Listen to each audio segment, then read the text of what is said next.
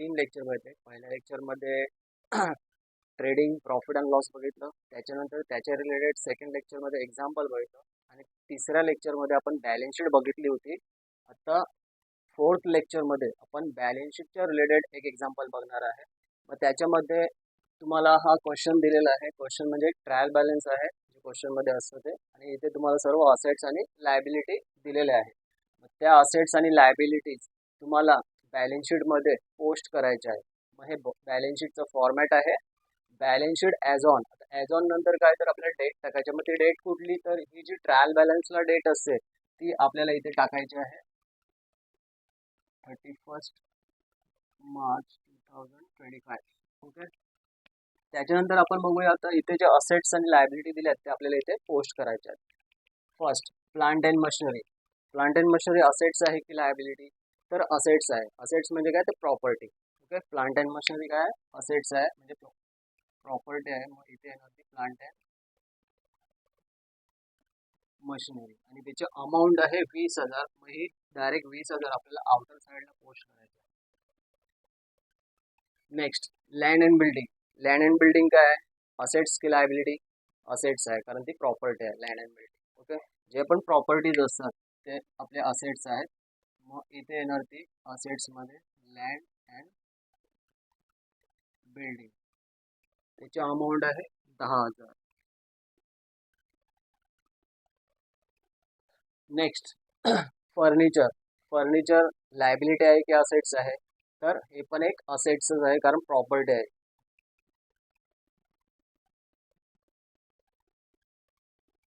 फर्निचरचा amount आहे 5,000. सगळे amount आपल्याला आउटर साईडला टाकायचे आहेत. Next, goodwill. गुडविल म्हणजे काय, तर कंपनीचं असणारं रेप्युटेशन ज्याच्यावर कंपनीचा बिझनेस होत असतो. ओके. म्हणून ते पण एक काय असेट्सच आहे.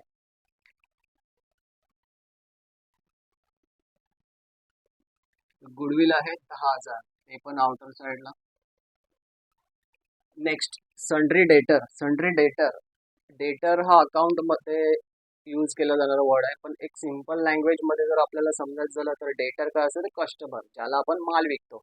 आता जर आपण त्याला माल विकलाय त्याच्याकडून पैसे भेटणार आहेत म्हणजे काय, असेट्स आहे. ओके. सन्ड्री डेटर. सो सन्ड्री डेटर काय असेट्स आहे, कारण लायबिलिटीचा मिनिंग काय, तर लायबिलिटी म्हणजे कंपनीवर असणारे कर्ज. ओके. कंपनीवर जे कर्ज असतात ते कुठे पोस्ट करतात, लायबिलिटी साईडला. Next, bills receivable. आता बिल्स रिसिवेबल म्हणजे काहीतरी आपल्याला भेटणार आहे, जे आपण माल विकलाय त्याच्या अगेन्स्ट काहीतरी अमाऊंट भेटणार आहे. मग ते पण इथे येणार बिल्स रिसिवेबल. जो माल विकलेला आहे त्याचे जे आउटस्टँडिंग आहेत ते इथे. Next, sundry creditor. आता सन्ड्री क्रेडिटर म्हणजे काय, तर ज्याच्याकडून आपण माल विकत घेतो. आता विकत घेतला म्हणजे त्याला पेमेंट द्यायला पाहिजे, म्हणजे एक प्रकारे आपल्यावर कर्ज झाला. ओके. कुठे येणार ते, लायबिलिटी साईडला. लायबिलिटी साईडमध्ये वरती आपल्याला 10 लाईन्स लिव्ह करून खाली लिहायचं आहे सन्ड्री क्रेडिटर.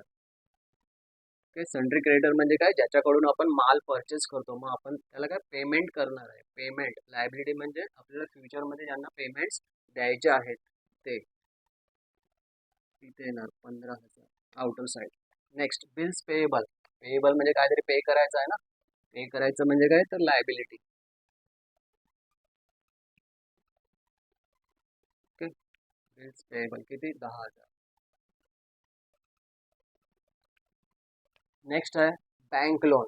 बँक लोन म्हणजे कंपनीने बँकेकडून लोन घेतलेला आहे. तर लोन घेतलं म्हणजे आपल्याला पे करायला लागणार फ्युचरमध्ये. ओके. पे करायचं बोललो तर लायबिलिटी आहे. ओके. तर इथे येणार बँक लोन. किती अमाऊंट आहे, 15,000. नेक्स्ट आहे बँक ओव्हरड्राफ्ट. बँक ओव्हरड्राफ्ट म्हणजे लास्ट लेक्चर मी सांगितलं होतं की बँक ओव्हरड्राफ्ट म्हणजे काय, माझ्या कंपनीचे जे करंट अकाउंट आहे त्याच्यामध्ये 1,00,000च बॅलन्स आहे. माझ्या कंपनीला जर अजून पैसे पाहिजेत, म्हणजे अजून मला 5,00,000 पाहिजेत, माझ्याजवळ 1,00,000 आहे म्हणजे अजून 4,00,000 मी बँकेकडून घेणार, म्हणजे काय एक प्रकारे लोनच झालं. ओके. ते पण कुठे येणार, लायबिलिटी साईडला, कारण हे नंतर आपल्याला फ्युचरमध्ये पेमेंट्स करायचे आहे.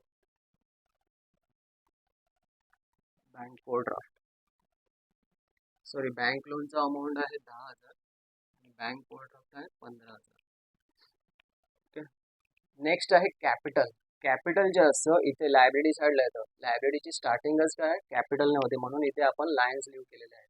मग कॅपिटल कोणकोणाची नावं दिली आहेत पार्टनर लोकांची, तर ए आणि बी आहे. मग इथे आपल्याला लिहायला लागेल ए इज कॅपिटल. किती अमाऊंट आहे एचं 20,000. ते आतमध्ये लिहायचं असतं कधी पण इनर कॉलममध्ये. आता इनर कॉलममध्ये का, कारण याच्यामधून आपल्याला ड्रॉइंग्स असतील तर त्या लेस करायला लागतात. ओके. नेक्स्ट आहे 2-3 लाईन लिव्ह करून बीज कॅपिटल. याचं पण अमाऊंट आपल्याला आतमध्ये टाकायचं आहे 10,000. ओके. कॅपिटल झालं. लायबिलिटीची स्टार्टिंगच काय कॅपिटलने होते. नंतर काय दिलं आपल्याला क्वेश्चनमध्ये, तर ड्रॉइंग्स. ड्रॉइंग्स काय करायचे असतात आपल्याला, हे जे कॅपिटल्स आहेत त्याच्यामधून मायनस करायचे असतात. पण ड्रॉइंगच्या रिलेटेड काय पण असू दे, त्याचा इंटरेस्ट जरी असला तरी पण आपण इथून मायनस करणार आहे. आणि कॅपिटलच्या रिलेटेड जे पण असणार आहे ते आपण इथे प्लस करणार आहे. ओके. सो हे ड्रॉइंग्स आहे म्हणून इथून ते लेस होणार. मग इथे लिहायला लागलं आपल्याला लेस ड्रॉइंग्स. ए ची ड्रॉइंग्स आहे किती 2,000. मग आपण हे 2,000 मायनस करणार. जर ते मायनस केले तर बॅलन्स आपल्याला इथे खालीच लिहायचं 18,000. नेक्स्ट बीचं किती आहे ड्रॉइंग्स 1,000 आहे. मग ते बीच्या ह्याच्यातून लेस करायचं. लेस ड्रॉइंग्स किती 1,000. 1,000 जर मायनस केले बॅलन्स झाले 9,000. ओके. तर हे असं आपल्याला जे कॅपिटल आणि ड्रॉइंग असतात ते लायब्ररी साईडला स्टार्टिंगलाच लिहायचे असतात. कॅपिटलचं काय पण असलं तर ॲड होणार, ड्रॉइंगचं असलं तर लेस होणार. तर ही अशी पोस्टिंग असते बॅलन्स शीटमध्ये.